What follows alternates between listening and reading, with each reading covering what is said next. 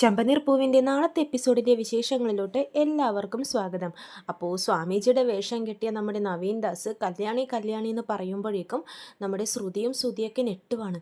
കല്യാണി കല്യാണിയോ, അതെന്താണെന്ന് ശ്രുതി ചോദിക്കുമ്പോഴേക്കും നവീൻ ദാസ് പറയുന്നുണ്ടേ, അതോ കല്യാണി നക്ഷത്രം നിങ്ങളുടെ ഭാര്യയുടെ മുഖത്ത് താണ്ഡവമാടുന്നുണ്ട്, അത് നിങ്ങളെ ഉയരങ്ങളിലോട്ട് എത്തിക്കും എന്ന് പറയുമ്പോഴേക്കും ശ്രുതിക്ക് സന്തോഷമാവേ. എന്നാലും ഈ കല്യാണി നക്ഷത്രമോ, അതെന്ത് നക്ഷത്രമോ എന്ന് പൈലിനോട് ചോദിക്കുന്നുണ്ട്. നവീൻ ദാസ് ശ്രുതിയെ സോപ്പിടാൻ വേണ്ടി പറയുന്നുണ്ട്, നിങ്ങളെ കണ്ട ഏതോ വലിയ ബിസിനസ് മാൻ ആണെന്ന് തോന്നുമല്ലോ എന്ന് പറയുമ്പോഴേക്കും ശ്രുതി പറയും, ആ അതേ സ്വാമി, കറക്റ്റായിട്ട് കണ്ടുപിടിച്ചു എന്ന് പറയുവാണേ. അപ്പോഴേക്കും നവീൻ ദാസ് ചോദിക്കുന്നുണ്ട്, എന്തിനാ ഇപ്പം ഇങ്ങോട്ടേക്ക് വന്നതെന്ന് പറയുമ്പോഴേക്കും ശ്രുതി പറയുന്നുണ്ട്, അമ്പലത്തിലോട്ട് എന്തിനാ വരുന്നത്, പ്രാർത്ഥിക്കാൻ. അപ്പോഴേക്കും നവീൻ ദാസ് കളിയാക്കിക്കൊണ്ട് പറയുന്നുണ്ടേ, ഈ പെണ്ണുങ്ങളൊക്കെ ഇങ്ങനെയാണ്, നമ്മൾ എന്തിനാ ചോദിക്കുന്നത് ഏതിനാ ചോദിക്കുന്നത് ഒന്നും മനസ്സിലാക്കത്തില്ല, ഒരു പ്രാവശ്യം പറഞ്ഞാലോ അതൊന്നും ഉൾക്കൊള്ളാനും ശ്രമിക്കത്തില്ല. ശ്രുതി പറയുന്നുണ്ടേ, ഞാൻ പ്രാർത്ഥിക്കാനൊന്നും വന്നതല്ല സ്വാമി, ഞാൻ ഒരാളെ അന്വേഷിച്ച് വന്നതാന്ന് പറയുമ്പോഴേക്കും നവീൻ ദാസ് ചോദിക്കുന്നുണ്ട്, ആരെ അന്വേഷിച്ച് വന്നത്, അതൊന്നും സ്വാമിക്ക് പറഞ്ഞാൽ മനസ്സിലാവില്ല എന്ന് പറയുമ്പോഴേക്കും നവീൻ ദാസ് ചോദിക്കുന്നുണ്ടേ, നിങ്ങളുടെ പേര് ശ്രുതി എന്നല്ലേ. അപ്പോഴേക്കും ശ്രുതിക്ക് അത് ഭയങ്കര സർപ്രൈസ് ആവുകയാണ്. എൻ്റെ പേര് മുഖം നോക്കി കണ്ടുപിടിച്ചിരിക്കുന്ന സ്വാമീജി, ഇദ്ദേഹം ഏതോ വലിയ ആളാണെന്ന് വിചാരിക്കുവാണ് നമ്മുടെ ശ്രുതി.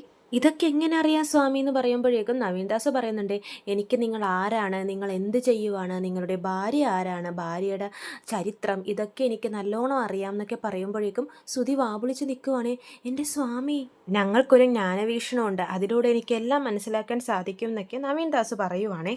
നീ ആരെ അന്വേഷിച്ചാ ഇവിടെ വന്നതെന്നും എനിക്കറിയാമെന്ന് പറയുമ്പോഴേക്കും ശ്രുതി പറയുന്നുണ്ട്, ആണോ, എവിടെയാ സ്വാമി അവൻ എന്ന് പറയുമ്പോഴേക്കും സ്വാമീജി പറയുന്നുണ്ട്, കുറച്ചു നേരം മുമ്പ് അവനിവിടെ ഉണ്ടായിരുന്നു, തന്നോടൊരു കാര്യം പറയാൻ പറഞ്ഞിട്ടാണ് അയാൾ എവിടെ നിന്ന് പോയതെന്ന് പറയുമ്പോഴേക്കും നമ്മുടെ ശ്രുതി പറയുന്നുണ്ട്, ശ്രുതി, നമുക്ക് അപ്പുറത്തെ സൈഡൊക്കെ പോയി അന്വേഷിച്ച് നോക്കാം, കാരണം നവീൻ ദാസ് എന്താ പറയാൻ പോകുന്നതെന്ന് ഓർത്തിട്ട് ടെൻഷൻ ആവുകയാണെങ്കിൽ ശ്രുതിക്ക്. അതിൽ നിന്നും ശ്രുതി ഒഴിവാക്കുവാണ്. പക്ഷേ ശ്രുതി വിട്ടുകൊടുക്കുന്നില്ല. സ്വാമി, എന്താണ് അയാൾ പറഞ്ഞിട്ടും പോയത്, എനിക്കതറിയണം എന്ന് ശ്രുതി ചോദിക്കുവാണേ.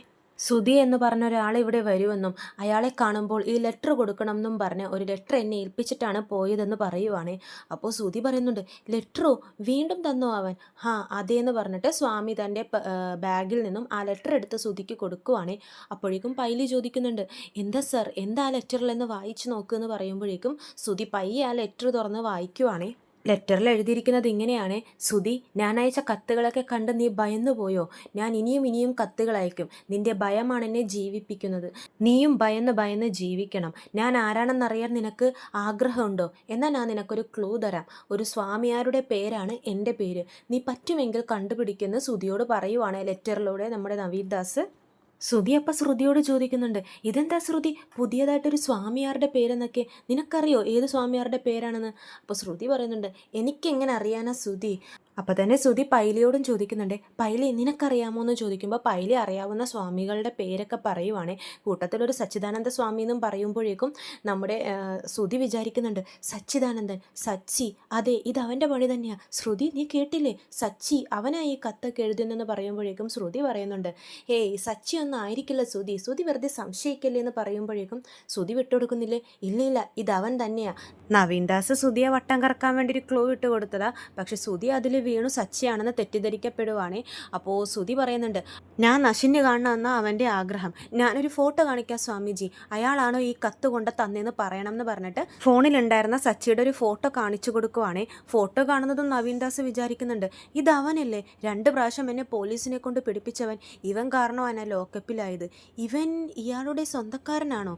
ശ്രുതിയോട് ചോദിക്കുന്നുണ്ട്, ഇയാൾ നിങ്ങളുടെ ആരാന്ന് ചോദിക്കുമ്പോഴേക്കും ശ്രുതി പറയുന്നുണ്ട്, ഇതെൻ്റെ അനിയനാന്ന് പറയുവാണ്.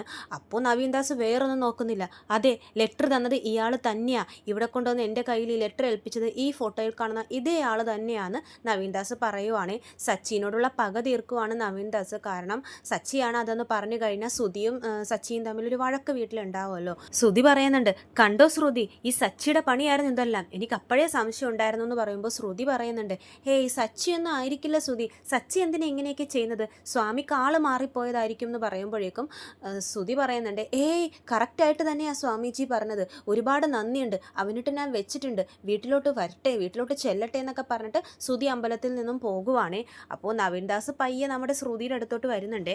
എന്നിട്ട് പറയുക, 5 ലക്ഷം കിട്ടുന്നത് വരെ ഞാൻ ഇതുപോലുള്ള പല പണികളും കാണിക്കും, നീ വീട്ടിലോട്ട് ചെല്ലുമെന്ന് പറയുവാണ്. പിന്നെ കാണിക്കുന്നത് നമ്മുടെ ശ്രുതി കലിതുള്ളി ചന്ദ്രോദയത്തിലോട്ട് പോകുവാണ്.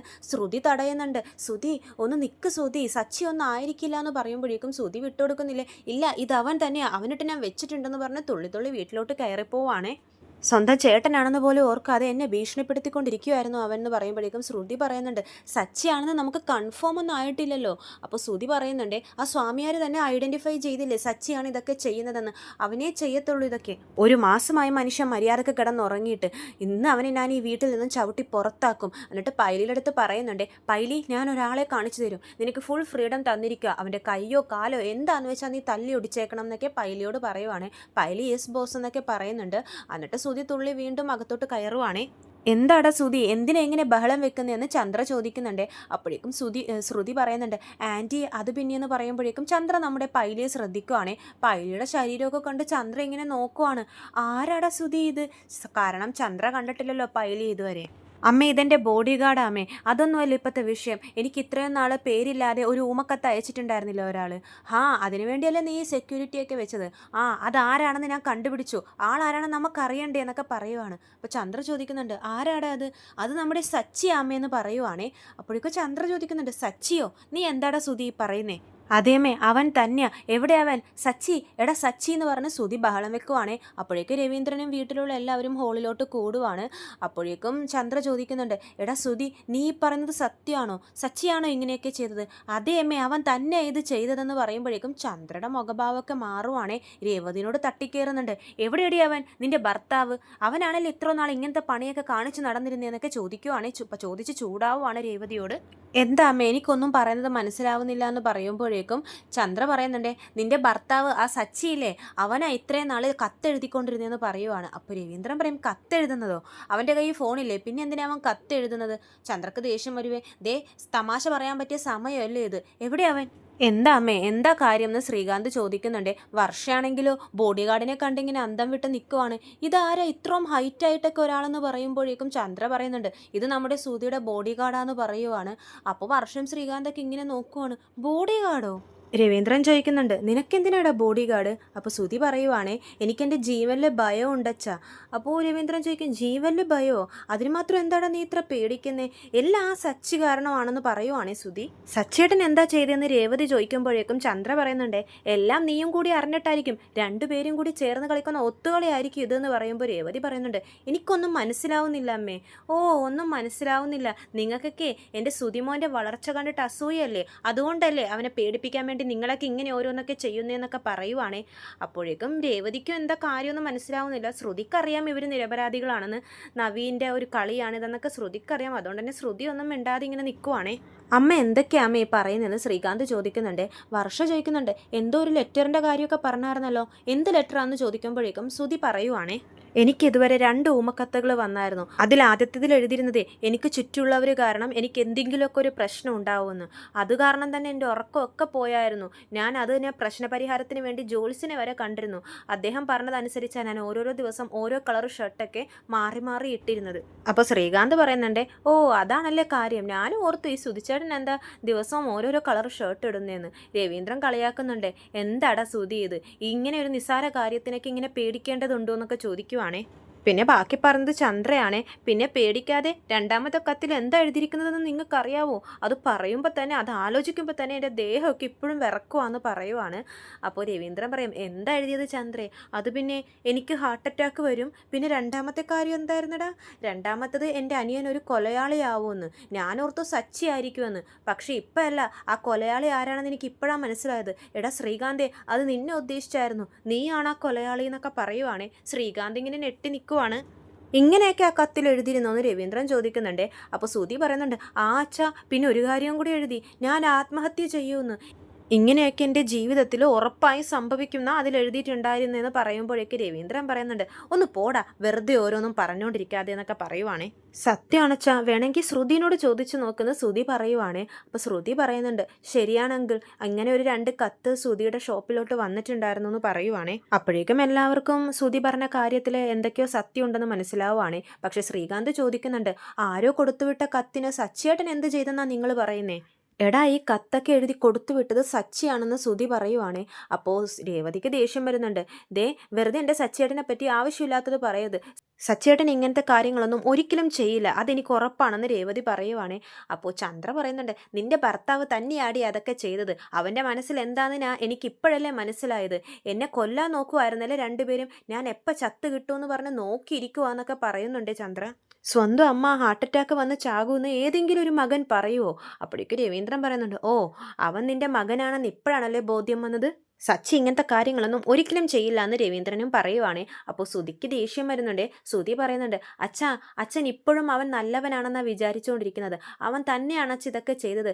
അവൻ ഈ ലെറ്റർ കൊടുത്തുവിട്ട ആളുകൾ തന്നെ എന്നോട് വന്നു പറഞ്ഞു സച്ചി ഈ കാര്യങ്ങളൊക്കെ ചെയ്തതെന്ന്. അവൻ തന്നെയാണ് അച്ഛൻ ഇതൊക്കെ ചെയ്തതെന്ന് സുധി ഉറപ്പിച്ച് പറയുവാണേ.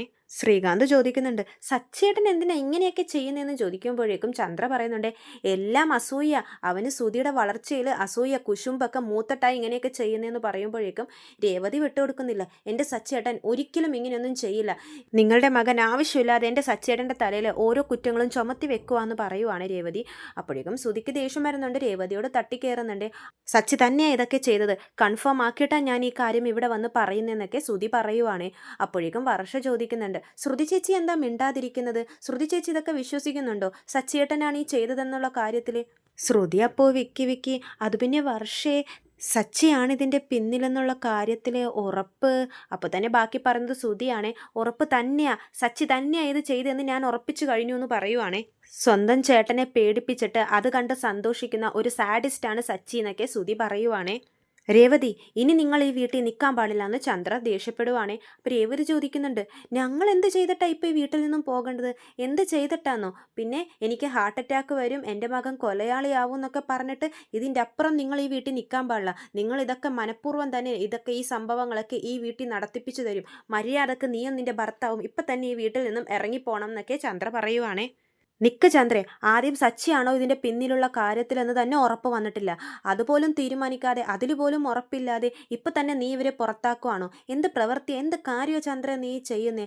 എടാ സുധി, നിന്നോട് ആരാ ഇത് സച്ചിയാ ചെയ്തതെന്ന് പറഞ്ഞെന്ന് ചോദിക്കുമ്പോഴേക്കും സുധി പറയുന്നുണ്ട്, അത് പിന്നെ ഞാനിന്നൊരു അമ്പലത്തിൽ പോയായിരുന്നു വെച്ചാൽ അവിടുത്തെ സ്വാമിയാരാ പറഞ്ഞത് ഈ കാര്യങ്ങളൊക്കെ ചെയ്തത് സച്ചിയാണെന്ന്.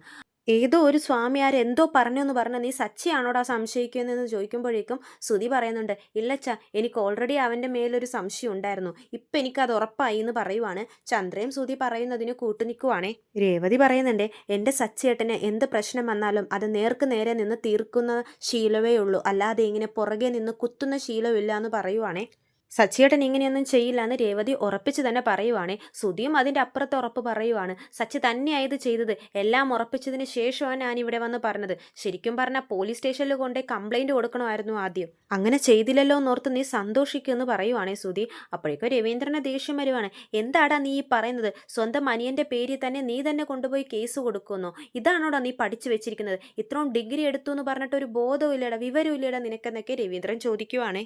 സച്ചി തന്നെയാണ് ഇതിൻ്റെ പിറകിൽ. അവൻ ഈ വീട്ടിലിരുന്ന് കഴിഞ്ഞാൽ എൻ്റെ സുധി എന്തെങ്കിലും ചെയ്യുമെന്നോർത്ത് എനിക്ക് പേടിയാവുമെന്ന് ചന്ദ്ര പറയുവാണേ. ആ സച്ചി വരുമ്പോൾ തന്നെ നീ അവനെയും കൂട്ടി ഈ വീട്ടിൽ നിന്ന് ഇറങ്ങണം എന്നും പറയുന്നുണ്ട് ചന്ദ്ര. രേവതി പറയുന്നുണ്ട്, അങ്ങനെ ഇപ്പോൾ ചെയ്യാത്ത കുറ്റങ്ങളൊക്കെ ഞങ്ങളുടെ തലയിൽ കെട്ടിവെച്ച് ഈ വീട്ടിൽ നിന്നും ഇറങ്ങിപ്പോകാനൊന്നും ഞങ്ങൾക്ക് ഉദ്ദേശമില്ല എന്ന് പറയുവാണേ. ഇതെൻ്റെ വീടാ, ഈ വീട്ടിൽ ആരൊക്കെ താമസിക്കണം എന്ന് ഞാൻ തീരുമാനിക്കും, മര്യാദക്ക് ഇറങ്ങിപ്പോടി എന്ന് ചന്ദ്ര പറയുവാണേ. അപ്പോൾ രേവതി നല്ല ദേഷ്യത്തിൽ തന്നെ തിരിച്ചു പറയുന്നുണ്ട്, എൻ്റെയും കൂടി വീടായത്, ഈ വീട്ടിൽ നിന്നും ഞാൻ ഒരിക്കലും പോകില്ല എന്ന് പറയുവാണേ. ഇത്രക്ക് അഹങ്കാരമാണോടി നിനക്ക്? എടാ സുധി, ആ സച്ചിയെ വിളിച്ച് ഇപ്പം തന്നെ ഇങ്ങോട്ടേക്ക് വരാൻ പറ എന്ന് പറയുമ്പോഴേക്കും സുധി പറയുന്നുണ്ട്, ഹാ, അത് തന്നെയാണ് വേണ്ടത്, ഞാൻ ഇപ്പം തന്നെ സച്ചിയെ വിളിക്കാമെന്ന് പറയുമ്പോൾ രേവതി പറയുന്നുണ്ട്, ഇപ്പോൾ ആരും സച്ചിയേട്ടനെ വിളിക്കാൻ നിൽക്കണ്ടെന്ന് പറയുവാണ്. അപ്പോൾ ചന്ദ്ര ചോദിക്കും, അതെന്താടി സച്ചിനെ വിളിച്ചാൽ? ഇപ്പോൾ സച്ചിയേട്ടനെ വിളിച്ച് ഈ വിവരങ്ങളൊക്കെ പറഞ്ഞു കഴിഞ്ഞാൽ സച്ചിയേട്ടനെ ദേഷ്യം കയറി ഇവിടെ വന്ന് നേരെ സുധിയെ ആയിരിക്കും ആദ്യം തല്ലുന്നത്. അത് വേണമെന്ന് രേവതി ചോദിക്കുവാണേ. അത് കേൾക്കുമ്പോഴേക്കും ചന്ദ്ര ഒന്ന് നടുങ്ങുവാണേ. സുധി, ഇത് വിട്ടേക്ക്, വെറുതെ ഈ വിഷയം വലുതാക്കണ്ട. ഇതിന് പിന്നിൽ ആരായാലും ശരി, അവർക്ക് അതിൻ്റെ ശിക്ഷ കിട്ടിയിരിക്കുമെന്ന് ശ്രുതി പറയുവാണേ. രേവതി ചോദിക്കുന്നുണ്ടേ, എന്താ ശ്രുതി, എൻ്റെ ഭർത്താവാണിത് ചെയ്തതെന്ന് പറഞ്ഞ് അദ്ദേഹത്തെ ശപിക്കുവാണോ എന്ന് ചോദിക്കുമ്പോഴേക്കും ശ്രുതി പറയുന്നുണ്ട്, നിങ്ങളുടെ ഭർത്താവാണെന്ന് ഞാൻ പറഞ്ഞിട്ടില്ല, ഇത് ചെയ്തത് ആരായാലും അവർക്ക് ശിക്ഷ ലഭിക്കുമെന്നേ ഞാൻ പറഞ്ഞിട്ടുള്ളൂ എന്ന് പറയുവാണേ. സച്ചി തന്നെ ഏത് ചെയ്തതെന്ന് ഉറപ്പല്ലേ ശ്രുതി എന്ന് ചന്ദ്ര പറയുന്നുണ്ട്. എടാ ശ്രുതി, നീ ആദ്യം വിളിച്ച സച്ചിയോട് ഇങ്ങോട്ട് വരാൻ പറയാന്ന് പറയുമ്പോൾ ശ്രുതി വീണ്ടും ഫോൺ എടുക്കുവാണ് സച്ചിയെ വിളിക്കാൻ. അപ്പോൾ ശ്രീകാന്ത് പറയുന്നുണ്ട്, സുധിയേട്ടാ, ദേ രേവതി ചേച്ചി പറയുന്നത് കേക്ക്, സച്ചിയേട്ടൻ എങ്ങാനും ഇവിടെ വന്നാൽ ആദ്യം തല്ലുന്നത് സുധിയേട്ടനെ തന്നെ ആയിരിക്കും എന്ന് പറയുമ്പോൾ ശ്രുതി പറയുന്നുണ്ട്, നീ എന്താടാ എന്നെ പേടിപ്പിക്കുവാണോ? എനിക്കാരെയും പേടിയില്ല, ആ സച്ചിയെ ഒട്ടും പേടിയില്ല എന്ന് പറയുവാണേ. പേടിച്ച് വിറച്ച് വിറച്ചാണ് ശ്രുതി ഇതൊക്കെ പറയുന്നത്. അപ്പോൾ രേവതി പറയുന്നുണ്ട്, നിങ്ങൾക്കിപ്പോൾ എന്താ സച്ചിയേട്ടനെ ഇങ്ങോട്ടേക്ക് കൊണ്ടുവരണം, വിളിച്ചൊന്നും പറയാൻ നിൽക്കണ്ട, ഞാൻ പോയി സച്ചിയേട്ടനെ കൂട്ടിക്കൊണ്ട് വരാമെന്ന് പറഞ്ഞ് രേവതി ഇറങ്ങുവാണേ. അപ്പോൾ ചന്ദ്ര പറയുന്നുണ്ട്, നീ എന്തിനാ പോയി കൂട്ടിക്കൊണ്ട് വരുന്നത്, നേരിട്ട് കണ്ട് കാര്യം പറഞ്ഞു കഴിഞ്ഞാൽ സച്ചിയേട്ടനെ കുറച്ച് സമാധാനിപ്പിച്ചൊക്കെ കൊണ്ടുവരാൻ പറ്റും, അല്ലാതെ ഫോണിൽ വിളിച്ച് പറഞ്ഞു കഴിഞ്ഞാൽ ഇവിടെ വന്ന് ഞാൻ പറഞ്ഞതുപോലെ നേരെ തല്ലുന്നത് ശ്രുതിയായിരിക്കും എന്നൊക്കെ പറയുന്നുണ്ടേ. എന്നെ പേടിപ്പിക്കാൻ നോക്കുവാണോ, ദേ എൻ്റെ ബോഡി ഗാർഡിനെ കണ്ടില്ലേ, ഇവനുള്ളപ്പോൾ എൻ്റെ മേത്ത് ഒരു ഈച്ച പോലും വന്നിരിക്കില്ല എന്ന് ശ്രുതി പറയുവാണേ. അപ്പോഴേക്കും രേവതി പറയുന്നുണ്ട്, എന്തായാലും സച്ചിയേട്ടനെ ഞാൻ തന്നെ പോയി കൂട്ടിക്കൊണ്ട് വന്നേക്കാം, സച്ചിയേട്ടൻ ഒരു തെറ്റും ചെയ്തിട്ടില്ല എന്ന് എനിക്ക് ഉറപ്പാന്ന് പറഞ്ഞിട്ട് രേവതി അവിടെ നിന്ന് ഇറങ്ങുവാണേ. സച്ചിയേട്ടനല്ല ഇതിൻ്റെ പിന്നിലെന്ന് ഞാൻ തെളിയിച്ചിരിക്കുമെന്ന് രേവതി പറയുവാണ്. അപ്പോൾ ശ്രുതി പറയുന്നുണ്ട്, പേടിച്ച് രണ്ടുപേരും ആ പോയ വഴിക്ക് അങ്ങനെ വേറെ എങ്ങോട്ടെങ്കിലും പോയി കളഞ്ഞേക്കരുത്, തിരിച്ച് ഇങ്ങോട്ട് തന്നെ വരണം എന്നൊക്കെ പറയുന്നുണ്ട്. എന്നിട്ട് ശ്രുതി ബോഡി ഗാർഡിനോട് പറയുന്നുണ്ട്, നീ ഇതുവരെ കുറേ പേരെയൊക്കെ ഇടിച്ച് ശരിപ്പെടുത്തിയിട്ടുണ്ടാവും, ഇപ്പം വരുന്നവനെ നിന്റെ ഒരു കൈക്കുള്ളത് പോലും ഉണ്ടാവില്ല എന്നൊക്കെ ശ്രുതി പറയുവാണേ. സച്ചിയേട്ടൻ ഇങ്ങനെ ചെയ്യുമെന്ന് ശ്രീകാന്തിന് തോന്നുന്നുണ്ടോ എന്ന് ചോദിക്കുമ്പോൾ ശ്രീകാന്ത് പറയുന്നുണ്ട്, ഹേ ഇല്ല, സച്ചിയേട്ടൻ ഒരിക്കലും ഇങ്ങനെ ചെയ്യില്ല എന്ന് പറയുവാണേ. എനിക്കും അത് ഉറപ്പാണ്, പക്ഷെ അവരെ സപ്പോർട്ട് ചെയ്ത് സംസാരിക്കാനും പറ്റില്ല ഈ അവസ്ഥയിൽ, എന്താ സംഭവിക്കുന്നതെന്ന് നമുക്ക് നോക്കാമെന്ന് വർഷ പറയുവാണേ. രേവതി ഗേറ്റിൻ്റെ പുറത്തെത്തുമ്പോഴേക്കും സച്ചി വരുവാണേ. സച്ചിനെ കാണുന്നതും രേവതി പറയുന്നുണ്ട്, ഫോൺ വിളിച്ചെടുക്കാൻ അറിയില്ലേ സച്ചിയേട്ടാ. അപ്പോഴേക്കും സച്ചി പറയുന്നുണ്ട്, ഞാൻ ഇങ്ങോട്ടേക്ക് വരുമായിരുന്നില്ലേ രേവതി, അതാ എടുക്കാതിരുന്നത്, എന്തു പറ്റി പെട്ടെന്ന് തന്നെ വിളിക്കാൻ. അപ്പോൾ പറഞ്ഞു, സച്ചിയേട്ടനെ കാണാൻ വേണ്ടി ഞാൻ അങ്ങോട്ട് വരാനിരിക്കുമായിരുന്നു എന്ന് പറയുമ്പോഴേക്കും സച്ചി പറയും, എന്നെ കാണാനോ, എന്തു പറ്റി, എന്നോട് പെട്ടെന്ന് സ്നേഹമൊക്കെ തോന്നി തുടങ്ങിയോ, നമുക്കന്നാ ഒന്ന് കറങ്ങിയിട്ടൊക്കെ വരാം പുറത്തോട്ടൊക്കെ പോയിട്ട്. അപ്പോഴേക്കും രേവതി പറയും, മൊത്തത്തിൽ നമ്മളെ പുറത്താക്കാനുള്ള പ്ലാനിങ്ങാണ് ഇവിടെ നടന്നുകൊണ്ടിരിക്കുന്നതെന്ന് പറയുവാണേ.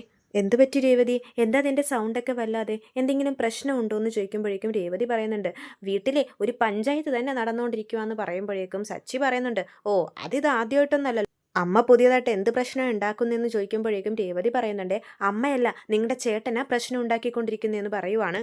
ഓട്ടക്കാരനോ, അവനെന്ത് പുതിയ പ്രശ്നം ഉണ്ടാക്കി, ഇനി കടലിൽ പുതിയതായിട്ട് എന്തെങ്കിലും പറ്റിക്കപ്പെട്ടോ എന്ന് പറയുമ്പോഴേക്കും രേവതി പറയുന്നുണ്ട്, സച്ചേട്ടാ ഞാൻ പറയുന്നത് കുറച്ച് ശാന്തമായിട്ട് സമാധാനത്തോടെ കേൾക്കണം എന്നൊക്കെ പറയുവാണേ. അപ്പോൾ സച്ചി പറയുന്നുണ്ട്, ഓ അപ്പോൾ എന്നെ ദേഷ്യം പിടിപ്പിക്കുന്ന എന്തോ കാര്യമാണ് നീ പറയാൻ പോകുന്നത്, ശരി പറ എന്ന് നമ്മുടെ സച്ചി പറയുന്നുണ്ട്. അപ്പോൾ രേവതി പറയുന്നുണ്ട്, നിങ്ങളുടെ ചേട്ടൻ്റെ കടയിലോട്ടെ കുറച്ച് ദിവസമായിട്ട് 2 ഊമക്കത്തുകൾ വന്നിട്ടുണ്ടായിരുന്നു, അതിലെഴുതിയിരിക്കുന്നത് നിങ്ങളുടെ അമ്മയ്ക്ക് ഹാർട്ട് അറ്റാക്ക് വരും, നിങ്ങളുടെ അനിയനൊരു കൊലയാളിയാവും, നിങ്ങൾ ആത്മഹത്യ ചെയ്യും എന്നൊക്കെ പറഞ്ഞുള്ള കത്തുകളാണ് വന്നിരിക്കുന്നത്.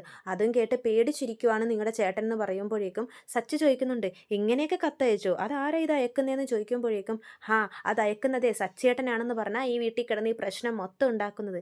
എന്ത് ഞാനോ, ഇപ്പം തന്നെ ഞങ്ങളോട് ഈ വീട്ടിൽ നിന്ന് ഇറങ്ങിപ്പോകണം, നിങ്ങൾ കാരണം ഞങ്ങൾക്ക് ഈ വീട്ടിലെ പ്രശ്നമാണെന്നൊക്കെ പറഞ്ഞ് അമ്മയും അവിടെ കിടന്ന് തുള്ളുവാന്നൊക്കെ രേവതി പറയുന്നുണ്ടേ. ഞാൻ എന്തിനാ ഇങ്ങനെയൊക്കെ ചെയ്യുന്നത്, അവനകത്തില്ലേ, അവനിട്ട് ഞാൻ വെച്ചിട്ടുണ്ടെന്ന് പറഞ്ഞ് സച്ചി അകത്തോട്ട് കയറാൻ പോകുമ്പോഴേക്കും രേവതി തടയുന്നുണ്ട്. സച്ചിയേട്ടാ ഇതാ ഞാൻ പറഞ്ഞത്, സമാധാനത്തോടെ കേൾക്കണം എന്ന്, സച്ചിയേട്ടനല്ല ഇത് ചെയ്തതെന്ന് എനിക്ക് നല്ല ഉറപ്പാണ്, ഞാനത് പറഞ്ഞിട്ടുമുണ്ട്, സച്ചിയേട്ടനും കൂടി അത് അവരെ പറഞ്ഞ് മനസ്സിലാക്കണം എന്നൊക്കെ പറയുവാണേ.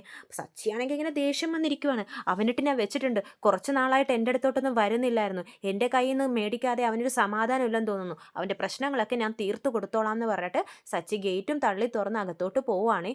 ഇത്രയും കാണിച്ചുകൊണ്ടാണ് നാളത്തെ എപ്പിസോഡ് അവസാനിക്കുന്നത്. ചെമ്പനീർ പൂവിൻ്റെ കൂടുതൽ വിശേഷങ്ങൾ ഞാൻ എൻ്റെ ചാനലിലൂടെ അപ്ലോഡ് ചെയ്യുന്നതാണ്. ചാനൽ സബ്സ്ക്രൈബ് ചെയ്യാത്തവർ സബ്സ്ക്രൈബ് ചെയ്യണം. വീഡിയോ ഇഷ്ടമായെങ്കിൽ ലൈക്ക് ചെയ്യാനും മറക്കരുതേ. എല്ലാവർക്കും നന്ദി.